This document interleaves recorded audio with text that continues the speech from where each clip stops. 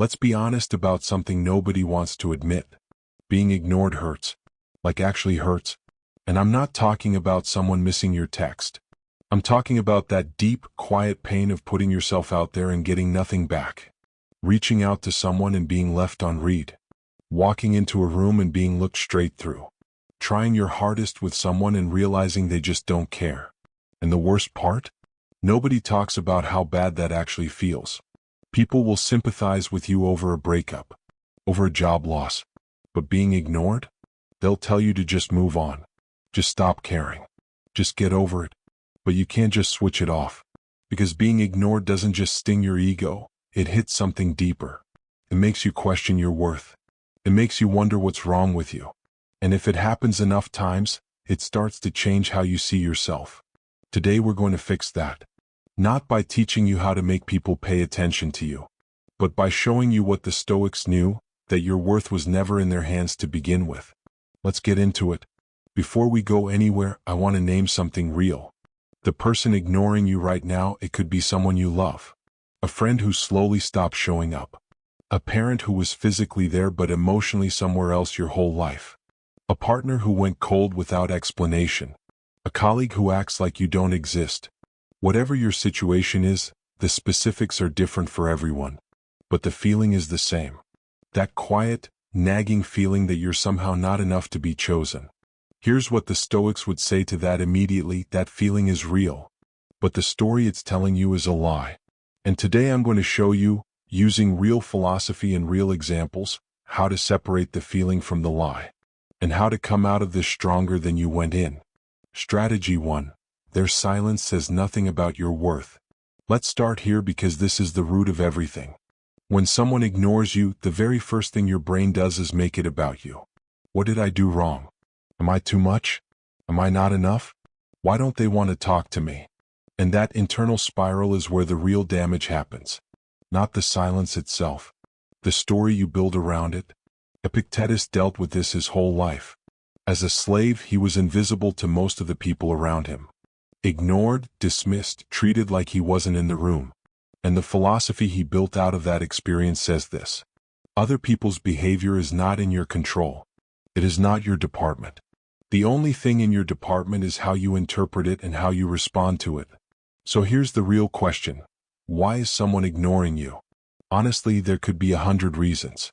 They're dealing with their own pain. They don't know how to show up emotionally. They're punishing you because they don't know how to communicate. They're insecure and pulling back. They're going through something they haven't told you about. None of those reasons have anything to do with your value as a person. Their silence is information about them, not a verdict on you. The moment you stop taking other people's behavior personally, and I mean really stop, not just say it, you reclaim something massive.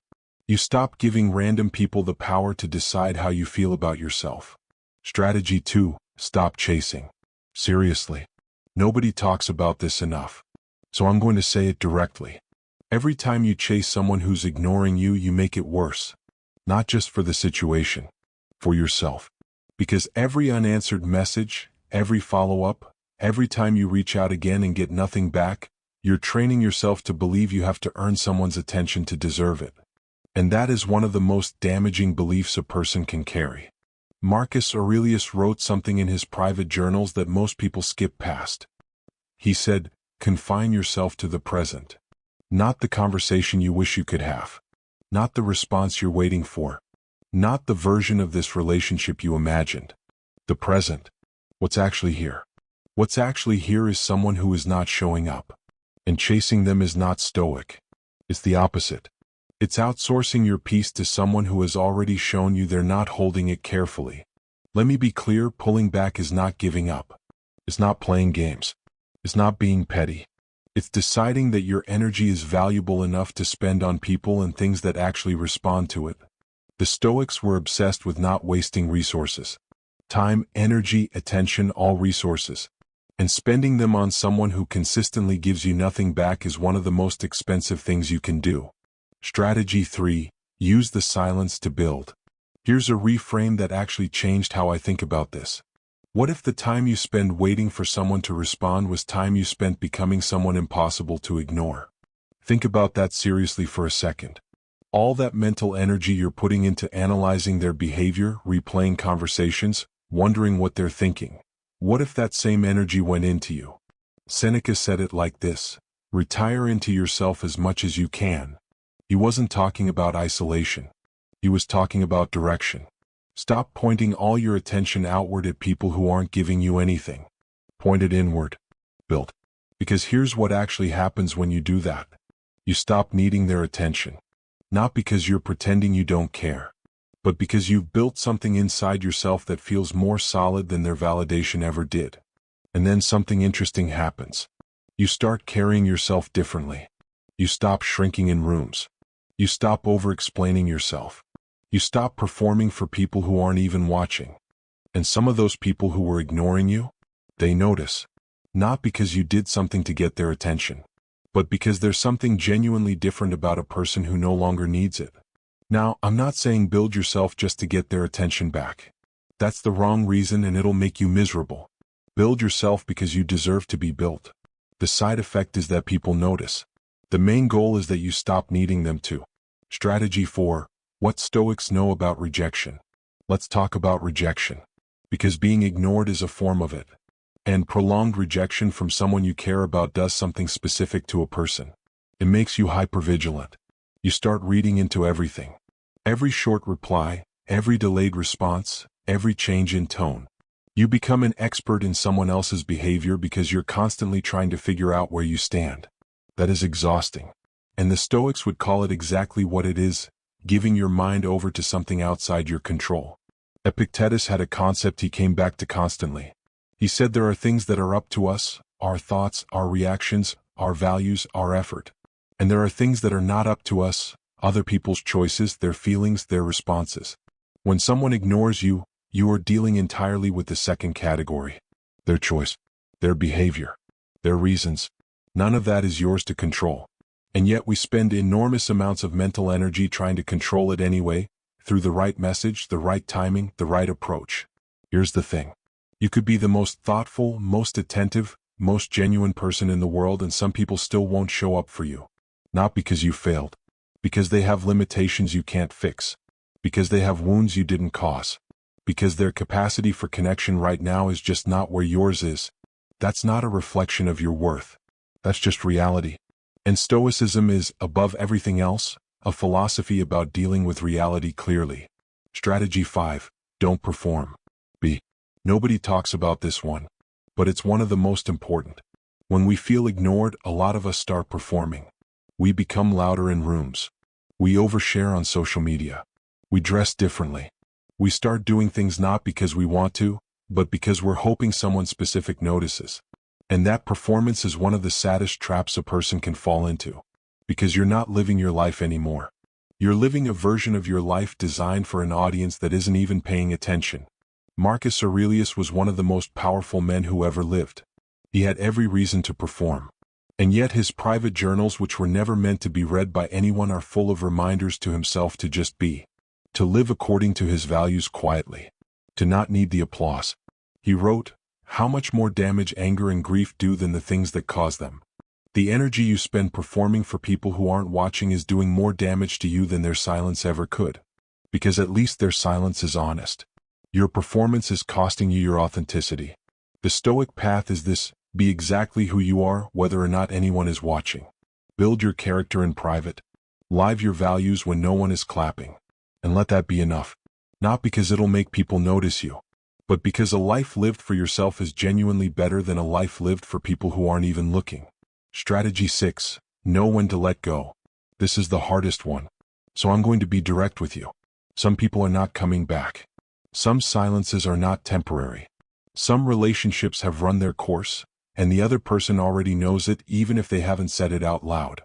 And holding on to those people, waiting for them to come around, giving chance after chance, telling yourself it'll change, that is one of the most painful ways to spend your time on this earth. Marcus Aurelius understood loss. He lost children. He lost people he trusted. He watched relationships end. And his philosophy never told him to pretend it didn't hurt. What it told him was this: accept what is real. Not what you wish was real. What is actually real. If someone has shown you consistently over time that they are not choosing you, that is real. That is information. And the Stoic response to real information is to accept it and adjust accordingly. Not to fight against it with hope and wishful thinking. Letting go doesn't mean you stop caring. You might care about this person for the rest of your life. But caring about someone and allowing them to drain your peace are two different things. You can wish someone well from a distance. You can love someone and still accept that they are not part of your path forward. The Stoics would say, grieve what was real, accept what is real, and then put your energy back into what you can actually build. That's not giving up. That's wisdom. Strategy 7. Build your inner circle deliberately. Here's something the Stoics were very serious about: who you give your time to. Seneca wrote letters to his friend, Lucilius, that read like a masterclass in choosing people carefully. He said, associate with people who are likely to make you better. Not just people who are available. Not just people you've known the longest. People who actually make you better. When someone is ignoring you, it's easy to obsess over that one person and forget that there are people in your life who are not ignoring you. People who reply. People who show up. People who are actively choosing you, and maybe not getting the same energy back because all your focus is on the one person who isn't. That's worth thinking about seriously. The Stoics were not interested in collecting as many relationships as possible. They were interested in depth, in quality, in connections built on mutual respect and genuine care. And they were ruthless about not wasting their limited time on relationships that were one-sided. So look at your life right now. Who is actually there? Who shows up without being chased? Who makes you feel seen without you having to perform for it? Those are your people. Pour into them. And watch how different your life feels when your energy is going to the right places. Here's what all 7 of these strategies are really saying underneath everything. You have been giving other people's behavior too much authority over your internal world. What they do, what they say, whether they respond, whether they choose you, none of that should be the thing that decides how you feel about yourself today. Epictetus didn't need Rome to validate him. Marcus Aurelius didn't need his court to applaud him to know his own worth. Seneca didn't need his critics to be quiet before he could feel at peace. They all built something on the inside that was stable regardless of what was happening on the outside. That's the work. It's not glamorous. It's not a quick fix. But it's the only thing that actually lasts. Stop waiting for someone to choose you before you choose yourself. That's the shift. Everything else follows from that. Being ignored is painful. I'm not going to pretend it isn't. But it is not the end of your story. It's not proof that you're not enough. And it's not something you have to fix by becoming more palatable, more available, more whatever you think they want. The Stoics built an entire philosophy around this, that your worth is internal. That your peace is yours to protect. And that no person, no matter how much you want them in your life, gets to take that from you without your permission. You didn't choose to be ignored. But you get to choose what you do next. And today you chose Stoicism. If this hit you somewhere real, share it with someone who needs it. And I put together a video on dealing with toxic family members that goes really well with this one. It's right here, watch it next. If you're new here, subscribe. Every week I bring you real Stoic wisdom for real life situations. I'll see you in the next one.